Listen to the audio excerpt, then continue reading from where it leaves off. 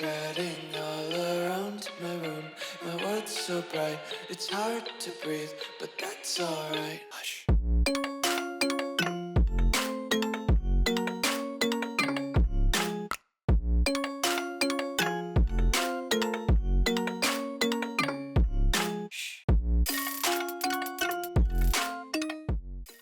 What's going on, guys? Welcome back to the video here on the World of Juice channel, and welcome back to another episode of the East Delaware Knights Team Builder Dynasty here on College Football 26. Today, we have the culmination of this entire season where we can have a chance to get our revenge. For the past 2 years, including this year, we have not been able to beat the University of Miami. For some reason, I don't know what it is, we have not looked good against them in any of the 2 games we played against them so far in these 3 years. But we have a chance to get a revenge game against them. We will play the University of Miami, the Hurricanes, in the semifinals of the college football playoff. Now, the only bad thing about this is it is legitimately a home game for Miami. We play in the Orange Bowl, which is held in Hard Rock. Now, I know that Miami doesn't play in Hard Rock. At least, do they not play in Hard Rock? It doesn't matter. They're in Miami, and it's a home game. So it is a little bit unfortunate that this is the matchup we got set with. But we are 1 game away from a national championship. Now, do I think this team is worthy of a national championship? I may have thought that at the beginning of the year, but after we've played through this season, I don't know if this team is good enough to be a national champion, but we're here. So obviously we have to be good enough to be here at least. We're the number 4 ranked team in the country. We are 1 game away from a national title appearance, but it's against probably what has become our biggest rival outside of our actual rivals like Penn State or Maryland or Temple, or obviously regular Delaware.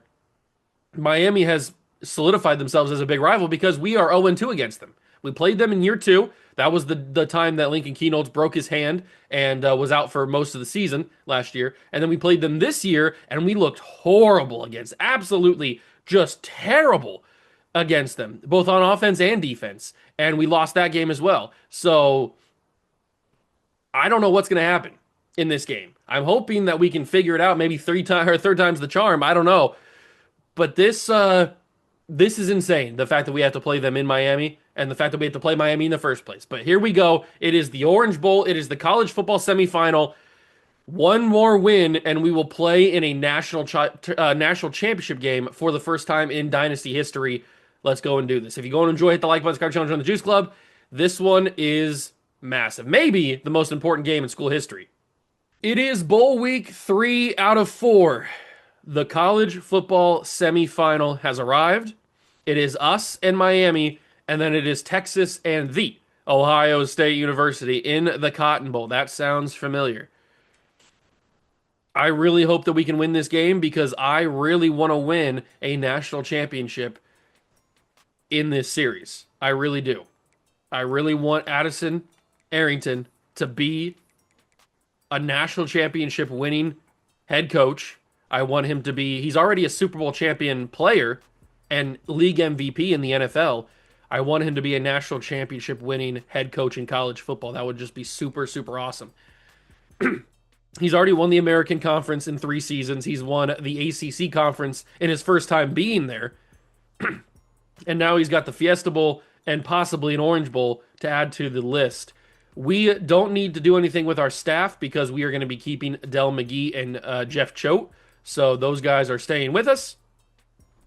And we are looking to win this Orange Bowl, but it is against a team that we have yet to beat in this series. And I don't know if there's a world where we can beat them. We're going to have to play our hearts. Put our hearts on the field here. Try to win this game. It is going to be the biggest test to this point. It all comes down to this. Will we end up on top? We got to find out. We've reached the semifinal stage of this college football playoff. It's time to find out who has the depth and the drive to take one huge step closer to the ultimate goal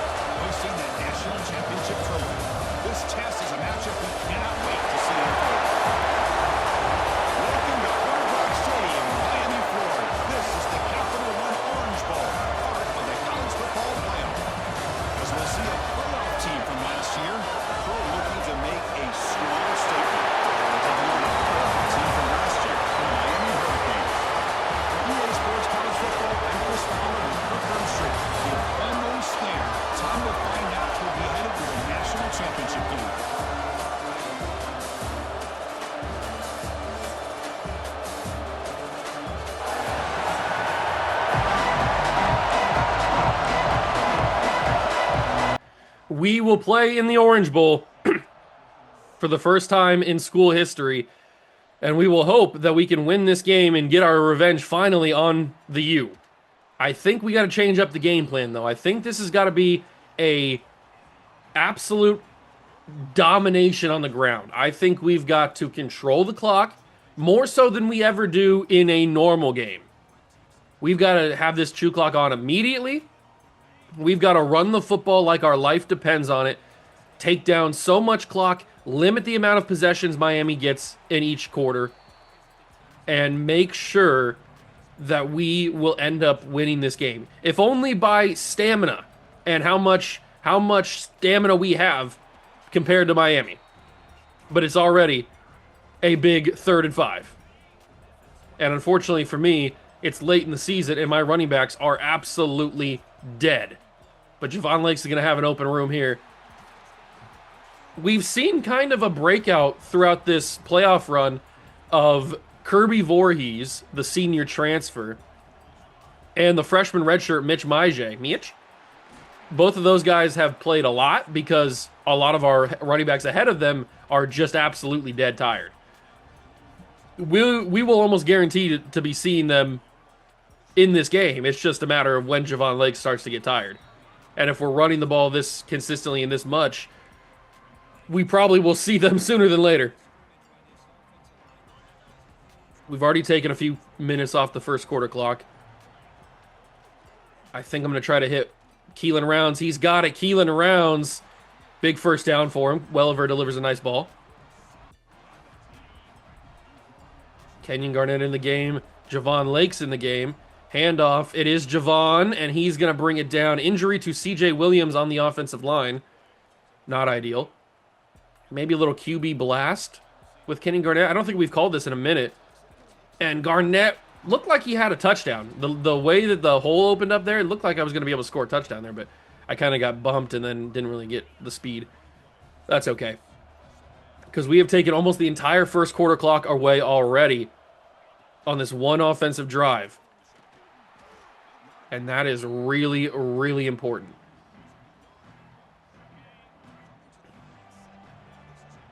This might just be a simple scramble with Kenyon Garnett. Nope, never mind. It can't be because... How did he get a hand in that? Because they really rushed the quarterback there. I'm not quite sure how he got a hand in that on the first. I thought that ball was placed fairly well. Oh, Kenyon's got to get out of there. He can't do it. Sacked. And we will go down for a field goal. Wow. I mean, those last two plays, they rushed the quarterback unbelievably quickly.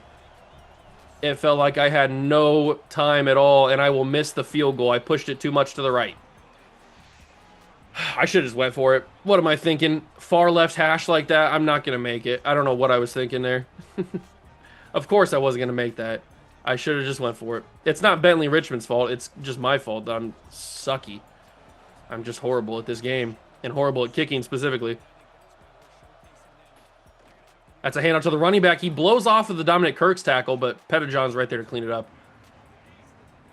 If I remember correctly, Jackson Howard had a decent game against Miami in the first time we played them. He had like a couple sacks, I think. There's Jeremiah Wolf, the big tackle. They get the yards back from the tackle for loss, but it's still 3rd and 10. 3rd down and 10 for the U. Oh, and look at that. That's a strip sack. And who's got it? Oh, the quarterback ends up getting it. Jackson Howard with the strip sack fumble.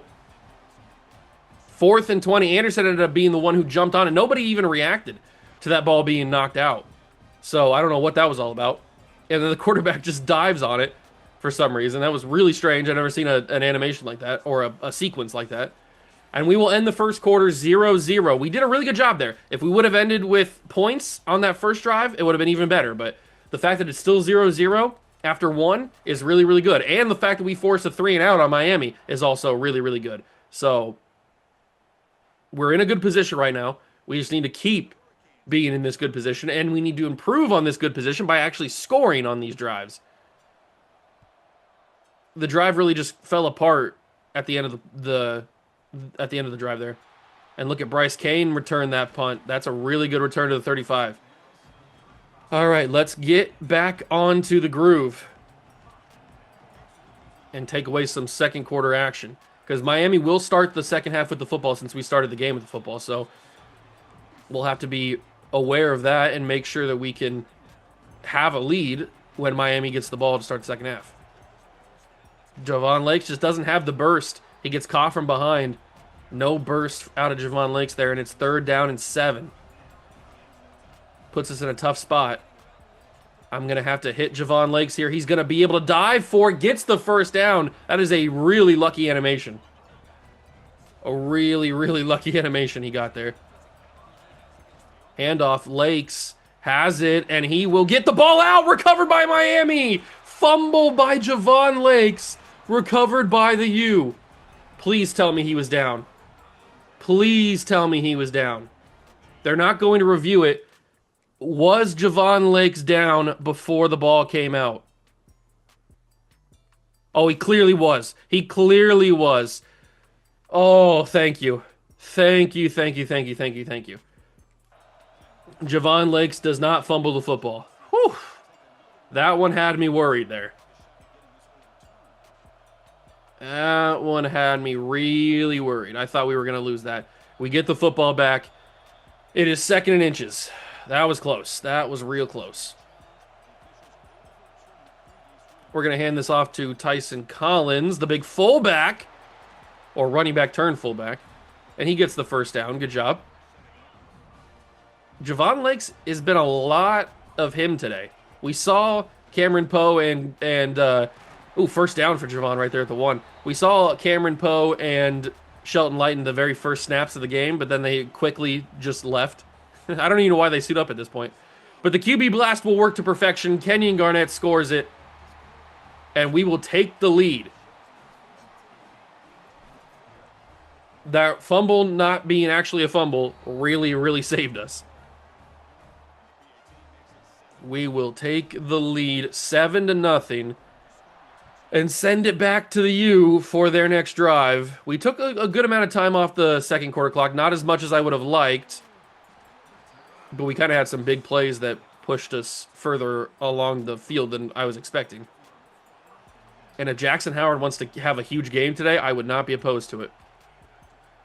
That's a quick throw. It's caught somehow. I don't know how he caught that. They kind of ran into each other, and the ball kind of just went into his hands. If that was my guy, it would have just bounced off him and been incomplete. Or maybe even intercepted, knowing my luck. I don't know how he caught that. Sack the quarterback. We're not going to, but that could be a pick, and it's going to be a pick. It's Mixon Jr. Justin Mixon Jr. with the interception. Oh my God, I didn't think he'd actually get it. I thought somehow it was going to be just like knocked incomplete, or even, I mean, look how much of a size difference this is. This has got to be like a 6'4" wide receiver on Justin Mixon, who I think is like 5'11", not big at all. He just gets in front of him, shields his body, and then just has the better angle and picks it off. I did not think he was going to catch that at all. I thought it was going to be either knocked incomplete or somehow I was going to get mossed, because that's usually what happens. So, woo, we are coming up huge with some of this stuff, and it looks like I glitched the game. There we go. We are getting really lucky with what's happening right now. The touchdown, the fumble that was a not a fumble, and then the interception there on Judd Anderson. Absolutely massive breaks in our favor, which does not usually happen. Trust me. Handoff Lakes. He's going to get the first down. Javon Lakes. And CJ Williams injured again. This time it looks like a knee injury, which is not good. He's got double braces on, and yet he's got a knee injury. How does that even happen? We do have a minute to go. Get that ball out. I barely got it out. Jesus, I didn't think I was going to be that rushed. I do need to turn this clock off, though. Need to turn the clock off so that we don't kill ourselves on this drive, because we got about a minute to go, and we need a touchdown. A 2-touchdown lead right at the end of the half would be perfection. Javon Lakes gets the first down. I'm going to need something a little bit more exciting than a back-to-back screen passes. We'll try play action here. And play action is going to have to come out quick, and it does. Keelan Round's first down. Good job, dog. This Miami defensive line is rushing us. They are rushing us like crazy. It's kind of insane. Lakes, good job from the blocking of the offensive line. We're going to call our first timeout. Really good blocking from the offensive line there. We've gotten it into field goal range for our kicker, but I don't want a field goal. I want 7 points, and Rashad English is going to get us closer to that. We're going to call the exact same play as we have 30 seconds to go. Snap the football. English is going to be open again, and Rashad English isn't going to get much, but that's our second timeout used. That's okay. I thought he was going to get more open, then he kind of got bumped, and it really just ruined it. I'm feeling like this is a Bryce Kane play. It's either a Bryce Kane play or it's a Kenyon Garnett scramble. I'm not sure. Maybe a Garnett scramble, although it's not open. This is a horrible decision, but Butler Tanner catches it. I don't know what I was even thinking there. I was thinking nonsense is what I was thinking. It ended up working. Bryce Butler Tanner catches it. He's going to drop that one. That's actually Bryce Kane, actually. And now it's second and goal from the 6 with 7 seconds to go. It's honestly for the best that he dropped that. I think Kirby Voorhees got a touchdown here, and he does. Kirby Voorhees into the end zone right at the death of the half. This is how you want to play a college football semifinal game. 14-0 with 4 seconds remaining. Oh, mama. This is perfect. This is exactly how we wanted to play this game. We're playing great on defense. We're playing great on offense. And now Miami has 1 second remaining. They will just kneel it down. We are just 1/2 away from a national championship appearance. And revenge on our rivals, Miami, who we most likely will play again next season. It's not guaranteed because just because they're in the conference doesn't mean we're guaranteed to play them. Especially because I'm going to make our projected rival. I'm going to add Maryland to the ACC, which may seem weird, but they don't deserve to be in the Big Ten anyway. So I'm going to add Maryland to the ACC, and then our protected rivals are going to be Maryland and Temple. But then we're going to schedule, obviously, Delaware because we have to, and we're going to schedule Penn State. So we'll have all 4 of our rivalries. But I'm hoping that they schedule Miami for us next year because I do want to win against them in actual regulation, like in a regular season game, because we have yet to do that if we're able to hold on for this victory in a playoff game. I guess obviously winning the playoff game would be more important, but I want to beat them. I want to prove that I can beat them consistently. I don't want this game to be thought of as a one-game fluke. And I'm talking all this nonsense like we've actually won the game. We haven't won the game yet. We got to hold on for the victory here before we can talk all this nonsense about scheduling them and winning them for real or whatever. Screen pass. Pettijohn's out there. Good coverage on the screen pass by Riley Pettijohn. Really good. He's been a huge transfer addition. Him, Owen Chambliss, Jackson Howard, obviously. I feel like he goes without saying because he's been so good. But we really dominated the transfer portal last year, and all of the guys that we brought in have really made tremendous impacts. So I'm really happy with our transfer portal class last year, and I hope we can do similar things, if not better things, in this year's transfer portal class. Obviously, we had the heartbreak of losing out on 5-star athlete quarterback Theo Graves. Oh my God. It's pass interference. It's pass interference. Peyton Morgan bumped him, and it's called pass interference. I can't believe this. I can't even really understand how you call that pass interference there. I barely even touched him. Barely even touched him, and they called it pass interference.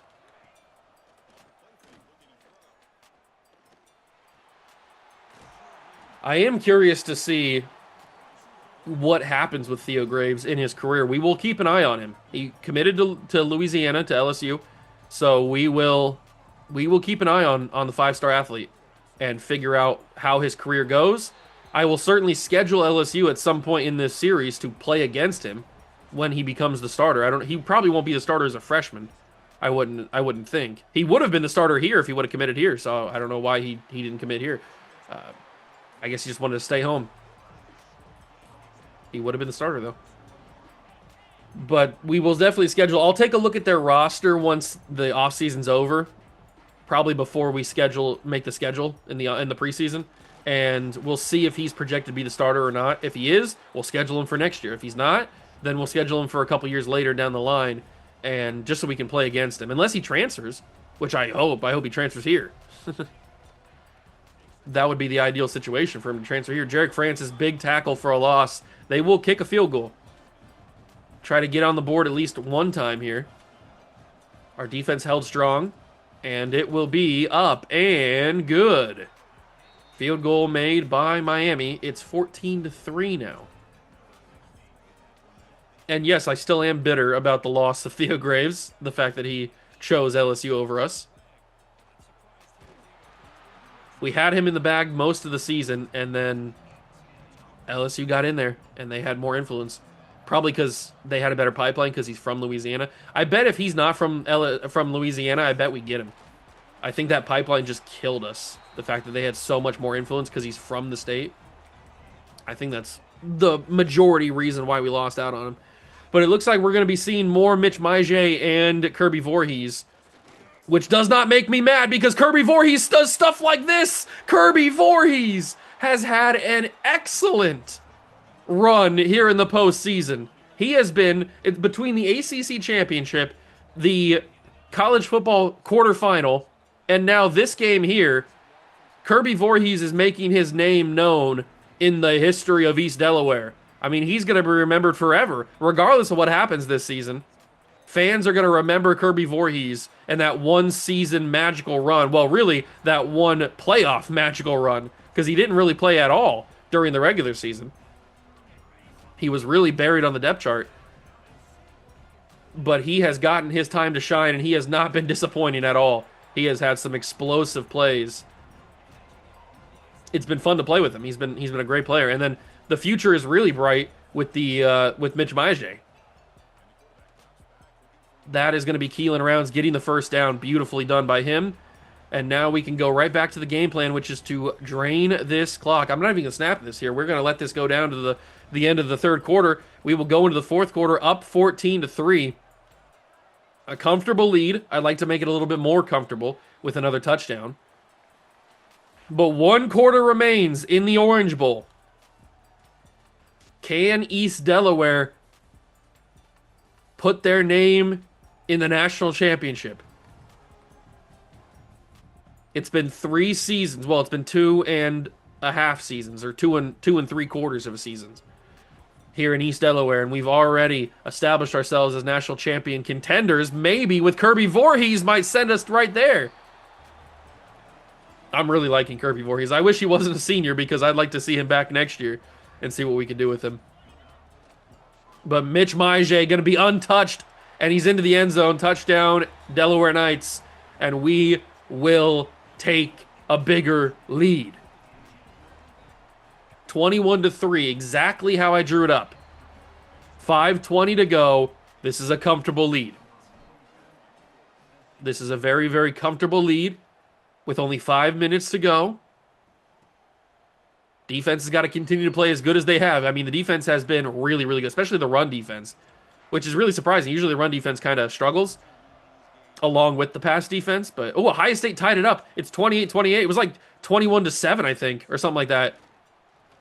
Something similar to that in the second quarter. But Ohio State has tied it up. It is tied up at 28 in the Cotton Bowl. That is kind of an insane game. The fact that they're going on at the same time is very frustrating. I wish that EA Sports would figure out how to schedule that, because there's no way that TV markets would want their 2 semifinal games going on at the exact same time and divide their audience. So you got to figure that out. I don't know what's going on there, but whatever. Anderson will fire to the flat. It's going to be dropped on the hit. We close the gap really quickly. Justin Mixon, the man who got the pick earlier in the game, breaks that up, and it is 3rd down and 10. It's clearly 4-down territory with 5 minutes to go in their season, potentially. So Miami's going to have to go for everything here. Unless it's a sack, that might ruin the game. Never mind. Peyton Morgan's going to get one more chance at it. He will knock it incomplete. No pass interference this time. And it'll be 4th down. 4th down and 10. The most massive play of the game. They will check it down. Oh, and Chambliss can't bring him down. First down, Miami. He spun around the tackle. I mean, look at this. I went for the cut stick. He spun around it. I tell you, man, the spin move is the most lethal thing that the CPU can do to me. I fall for the spin move every single time.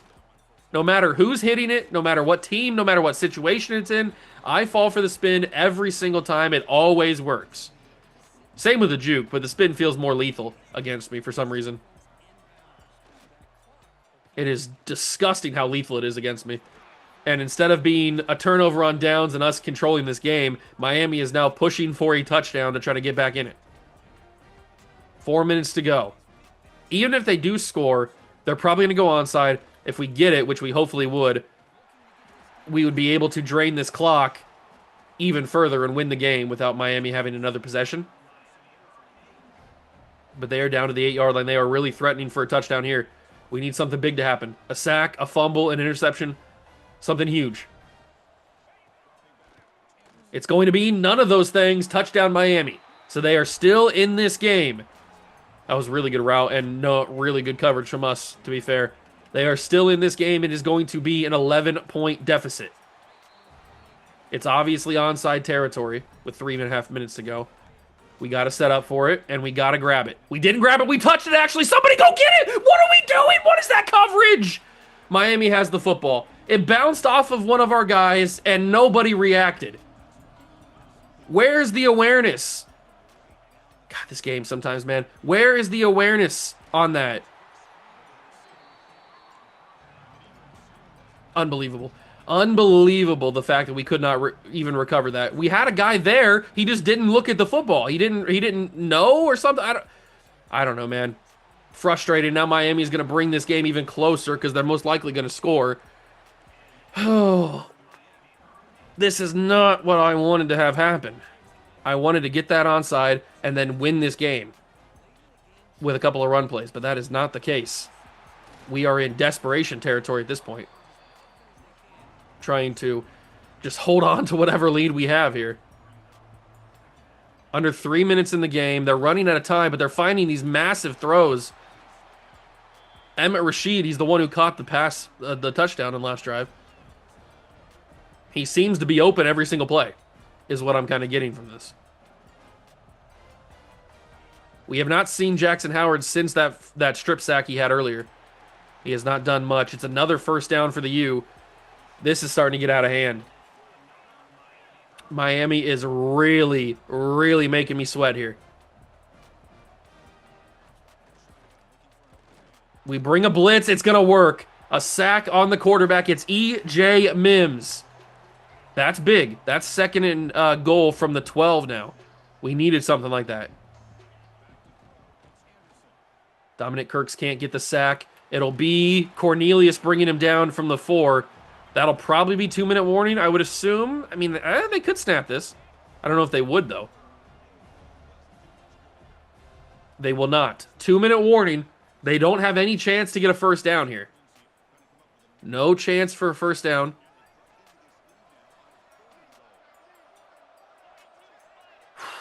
Come on, one big play, please. One big play. One big play. He's open. Touchdown, Miami. They have brought it to a one-possession game, and they're going to go for 2 to make it a field goal. They're going to go for 2 to make it a field goal game with 2 minutes to go. End zone, touchdown. Oh, 2-point. It's a field goal game. I can't believe this is where we are right now. We had an 11-point lead. We had even more than that. We had like a 17-point lead in this game, and yet it's now a 3-point game with 1.5 minutes to go, or 1:54 to go. I cannot believe this is the situation we're in. How in the world do we not get that onside? If we lose this game because of that, it's going to be in my dreams. I'm gonna have nightmares about that, not getting that onside.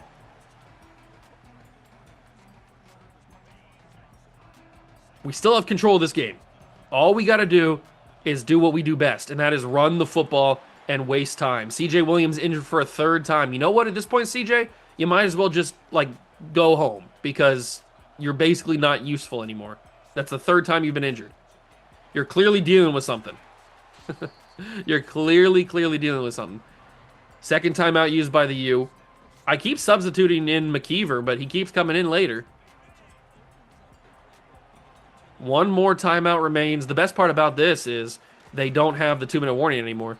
And that is the final timeout used by Miami.